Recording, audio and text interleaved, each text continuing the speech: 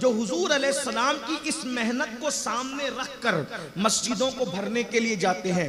फजर की नमाज में जब सोते पड़े रहते हो तो हुजूर अलैहिस्सलाम के दिल पे क्या गुजरती होगी। हुजूर की मेहनतों का यही सिला है। आप बताओ, फिर हमारे नौजवान अगर शराब पीते हैं, नशा करते हैं, जुआ खेलते हैं, लेकिन आपसे पूछता हूं मेरी कौम के जवानों, हुजूर ने गलबे दीन के लिए, अल्लाह के दीन को हमारे घर तक पहुंचाने के लिए इतनी मेहनत की। न किसी आलिम की मेहनत उनके सामने कुछ, न किसी खतीब की, न किसी अदीब की। कोई कितना ही बड़ा दाई है, दीन है, अदीब है, खतीब है और कुछ भी है, हुजूर की जिंदगी का वो एक दिन उसके सामने किसी की मेहनत कोई हैसियत नहीं रखती। हुजूर ने वो मेहनत की।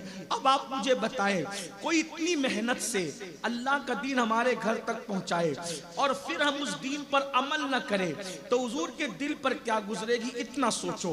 गुंबदे खजरा में हुजूर के दिल पर क्या गुजरती होगी। अब आप मुझे बताएं, हुजूर ने ना अपने बच्चों की तरफ देखा, ना अपनी आल की तरफ देखा, ना अपने घर वालों की तरफ देखा, ना दोस्तों यारों की तरफ देखा। एक धुन थी, अल्लाह के दीन का गलबा, अल्लाह के दीन का गलबा, अल्लाह के दीन का गलबा। गलबे दीन के लिए इतनी मेहनतें थी। उम्मुल मोमिनीन फरमाती हैं 3-3 महीने तक रसूलुल्लाह के घर में चूल्हा नहीं जलता था। उम्मुल मोमिनीन फरमाती है एक दिन सहाबा आए, उसकी हुजूर इतनी भूख लगी है कि हमने पेट की जलन को खत्म करने के लिए अपने पेटों पर एक एक पत्थर बांध लिया है। तो अल्लाह के रसूल सल्लल्लाहु अलैहि वसल्लम से जब भूख की शिकायत करते हुए पेट का एक पत्थर बताया तो हुजूर ने जब अपने पेट से चादर हटाई तो सहाबा सब अपना गम भूल गए कि सबके पेट पर एक पत्थर था और रसूलुल्लाह के पेट पर 2-2 पत्थर बंधे हुए थे। ये मेहनत है। अब आपसे पूछता हूं, इस मेहनत का सिला हम दे तो कुछ नहीं सकते, लेकिन दे क्या रहे हैं। गलबे दीन का मतलब क्या था, सब कलेमा पढ़े चले। एक अक्सर तादाद कलमा पढ़ रही है दुनिया में, 250 करोड़ लोग हुजूर की मेहनत से कलमा पढ़ चुके। ये दीन का सिलसिला आगे बढ़ेगा, लेकिन हम क्या कर रहे हैं। गलबे दीन क्या था कि हम मस्जिदों को भर देते, हम मस्जिदों को भर देते। आपसे पूछता हूं, कितने मुसलमान हैं जो हुजूर अलैहिस्सलाम की इस मेहनत को सामने रखकर मस्जिदों को भरने के लिए जाते हैं। फजर की नमाज में जब सोते पड़े रहते हो तो हुजूर अलैहिस्सलाम के दिल पे क्या गुजरती होगी। हुजूर की मेहनतों का यही सिला है।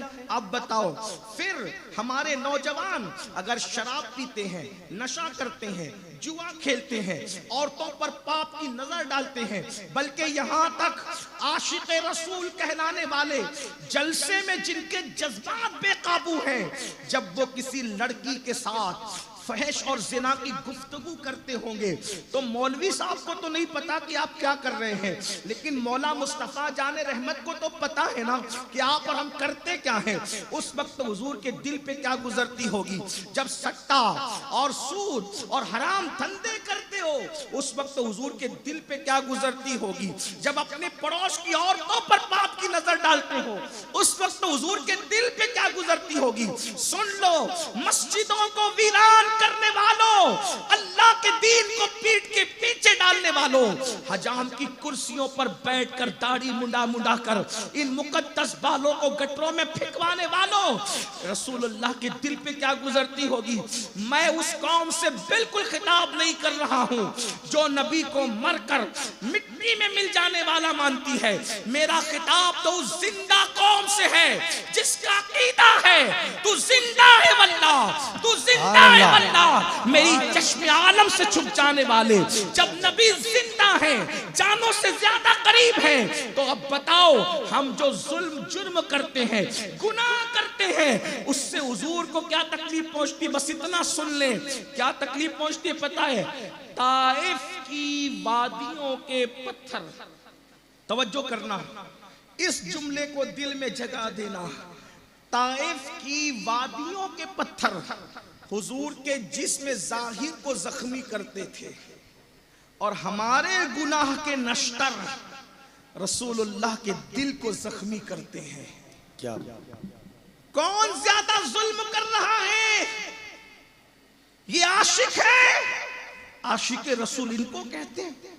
मैं कहता हूं आशिकों, जन्नत और जहन्नम के फैसले बाद में हैं, लेकिन क्या इश्क का तकाजा नहीं कि अगर मैं गुनाह करूंगा तो मेरे रसूल के दिल को तकलीफ पहुंचेगी। सैयदना उमर इब्ने खत्ताब फारूक आजम फरमाते हैं, लोग छोटे और बड़े गुनाह की बात करते हैं, मुझे तो इतना समझता है कि इंसान छोटा गुनाह करे या बड़ा गुनाह करे, इंसान गुनाह कोई भी करे, कोई भी गुनाह करे, रसूलुल्लाह के दिल को तकलीफ पहुंचती है।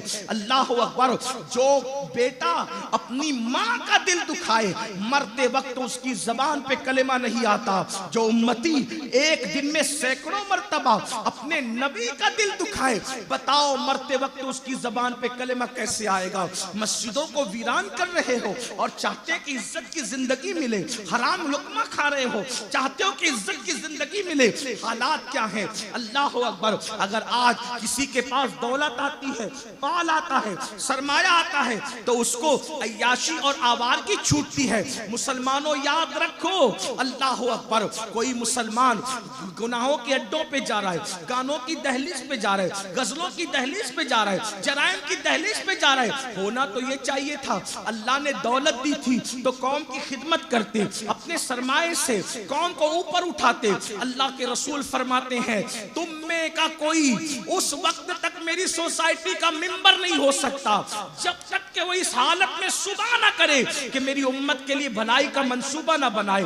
यानी इस हालत में अगर सुबह करोगे कि हुजूर की उम्मत के लिए भलाई का मंसूबा नहीं बनाया, उम्मत के लिए खैर का मंसूबा नहीं बनाया, आका फरमाते वो मेरी सोसाइटी का मेंबर नहीं हो सकता। मुसलमानों देखो, हमने रसूलुल्लाह के दिल को तकलीफ पहुंचाई। अल्लाह अल्लाह, हमारा हाल क्या है? हम दौलत की वजह से बिल्डिंगें बना रहे। होना तो ये चाहिए, अल्लाह ने दौलत दी थी, तालीमी इदारे बनाते, अच्छे कॉलेजेस बनाते, अच्छी स्कूलें बनाते, बच्चों को पढ़ाते, बच्चियों को पढ़ाते।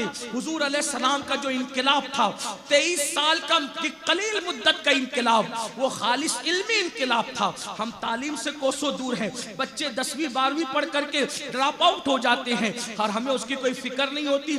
हर मालदार आज अपने बच्चे को पढ़ाने की कोशिश करता है, वो ये नहीं सोचता कि कौम का बेटा और कौम की बेटी सिर्फ उसके बाप का सरमाया नहीं है, बल्कि पूरी कौम का सरमाया है, पूरी उम्मत का सरमाया है। मेरे आका सल्लल्लाहु अलैहि वसल्लम के दीवानों, कब तक जिहालत की वादियों में डूबे रहोगे? कब तक खुदगर्जी में डूबे रहोगे? कब तक अपना अपना देखते रहोगे? याद रखना, अल्लाह अकबर, जो सिर्फ अपने लिए जीते हैं जिंदा रहकर भी मुर्दा होते हैं, जो किसी मकसद के लिए जीते हैं, जब तक मकसद जिंदा होता है उनका नाम जिंदा होता है। अगर आज सहाबा का नाम लिया जा रहा है, अगर आज औलिया अल्लाह का नाम लिया जा रहा है, अगर आज ताबईन का नाम लिया जा रहा है, अगर आज तबे ताबईन का नाम लिया जा रहा है, वजह उन्होंने एक मकसद के लिए जिंदगी गुजारी और आज हम सिर्फ खाने और पीने और सोने के लिए है। देखो दुनिया किस कदर हमारी दुश्मन बनी हुई है। अल्लाह अकबर, हालात कितने बद से बदतर है। तकरीबन 10 दिन का अरसा होने के लिए आया है। अल्लाह अकबर, फिलिस्तीन का क्या हाल है? नन्हे नन्हे बच्चों की शहादत, मासूम